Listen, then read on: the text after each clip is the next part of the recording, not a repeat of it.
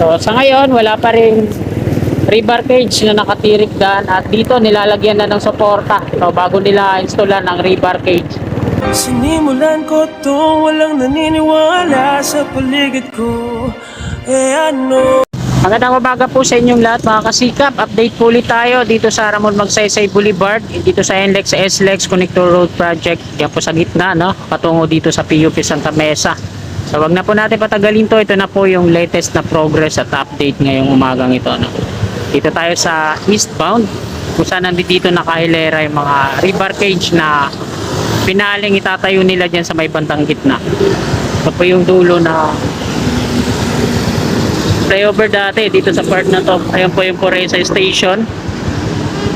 Yung Center Island, dati ito yung viaduct ng LRT to patungo doon. Tingnan natin doon sa unahan. Tara, let's go!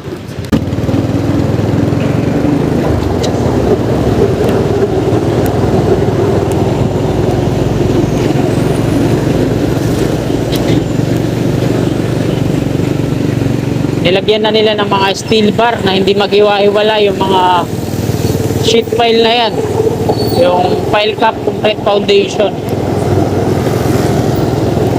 Hindi na po ata nila tatanggalin yan, no? Kasi winelding na eh, pinagkabit-kabit, pinagdugtong-dugtong yung mga sheet pile ng mga gamit yung steel bar.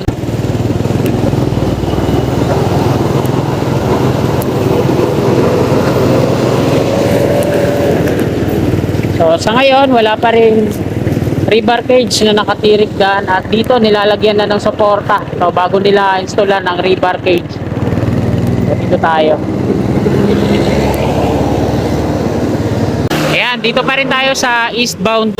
Doon yung west sa kabila. Isa na lang yung steel pole parts ng poste ng NGCP na nandito sa may gitna. Doon na lang sa west.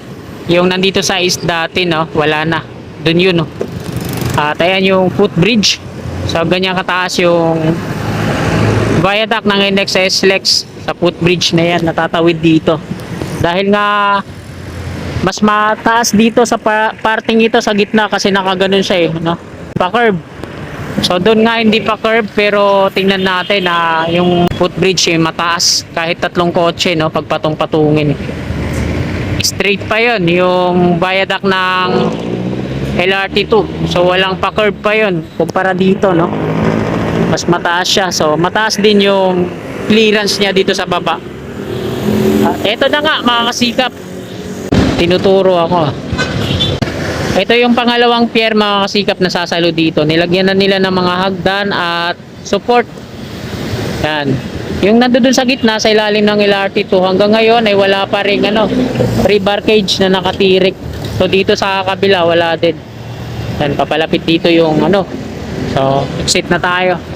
At sa widening naman, sa widening matatapyasan to dito kaso hindi na daw tatapyasan kasi magkakaroon ng problema sa signal. So kunan muna natin yung train na papadaan. Ayan o, yung bagong train na binili sa Indonesia.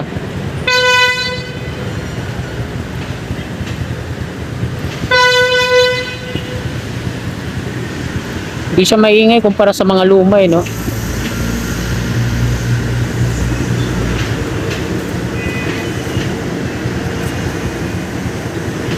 One way na lang yung daanan ng tren patungong Tutuban po yan. At papailalim siya dun sa kabila, no? Sa may west, dun sa ilalim ng viaduct na NLEX SLEX. So itong update natin mga kasikap, diretsoy natin hanggang dun sa may section 2A ng Skyway Stage 3. So tara, let's go!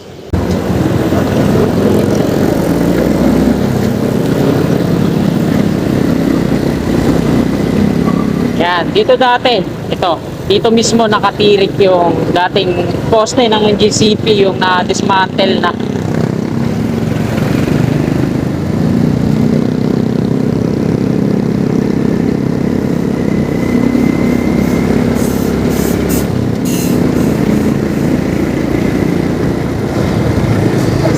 At nandito na tayo sa may Old Santa Mesa Street. Kakanan na po tayo dito. patungo tayo sa Paco Santa Mesa Road at diretso hanggang doon sa may nakahinto yun kasi naka-red pa yung stoplight. Nakahinto dito sa kaliwa natin yung mga sasakyan. Naka-red pa yung stoplight, so hindi sila pwedeng magdire-diretso doon sa may mismong gitna kasi nandun nag-ooperasyon ng MMDA. Baka madali sila, no?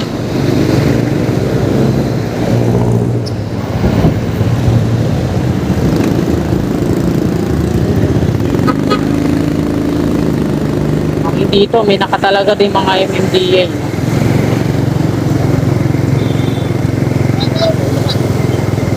Pati dito may operasyon din sila. Yan yung mga buti na lang tinatanggal nila yung mga illegal parking at obstruction para tingnan nyo naging maliwalas dito. Ayun, hanggang dito ayan, may nakaposte din ng mga MMDA at police. Kanan na po ako dito sa Paco Santa Mesa Road. Yan, pati yung mga dapat dito din, no? Mga illegal parking na yan, mga obstruction, pagtatanggalin na rin yan, nakakapagpasikip. At nandito na tayo sa may Maui Oasis. Ito po yon, at ito yung Skyway Stage 3 Section 2A dulo, no? Dito sila nag-start ng Section 2A na dapat doon sa Tomas Claudio. At dito nga sa Maui Oasis magko-connect ang NLEX, SLEX at Skyway Stage 3 Section 2A. So ito update na nakaabot na dito sa kaliwa yung ano nila. May platform dun sa kaliwa pero wala siyang wala siyang pier sumasalo, yung mga suporta lang, scaffolding yung bagay. May mga ganun naman, pinapalagpas nila yung yung portal o open beam. At dito dinadahan-dahan na rin nila, no? Ito po yung pinaka-latest na update ngayon dito sa Section 2A ng Skyway Stage 3. Daming mga drilling bucket na nandiyan dyan. At hindi pa nila nagagawa yung isang pier dito. Yan sa may mga sheet pipe na nakapaikot. Ito na yung Zamora Bridge.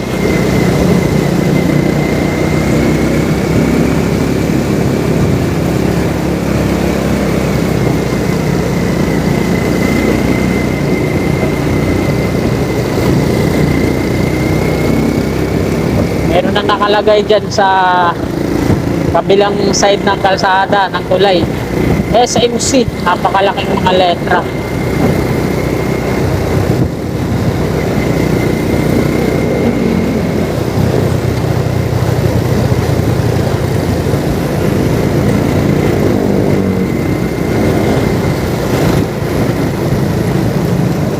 Kanan na po tayo dito, akit tayo sa flyover dito sa may Pandakan yata.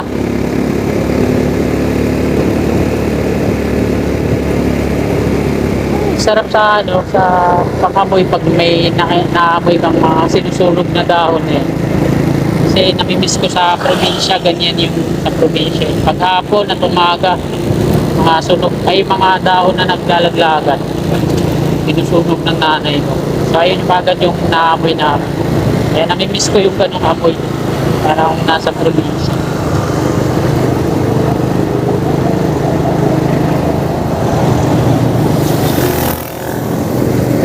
Lalaki ng aso ni Kuya.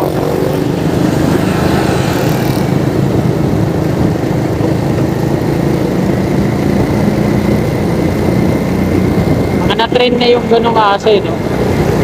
Talagang lakad lang sila, hindi sila pumapansin sa iba, basta sa amo lang.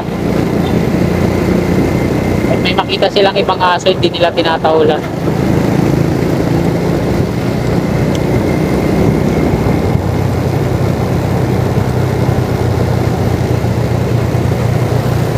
At nandito na tayo mga kasikap sa may Nagtahan Beach Link. Ito yung interchange pakanan patungo dito sa Laura Street, at kakanan nga tayo. Pakaliwa naman, yan yung patungo sa Tahanan, Manila, diretso Quirino Avenue. Dito ako. Kakanan ako.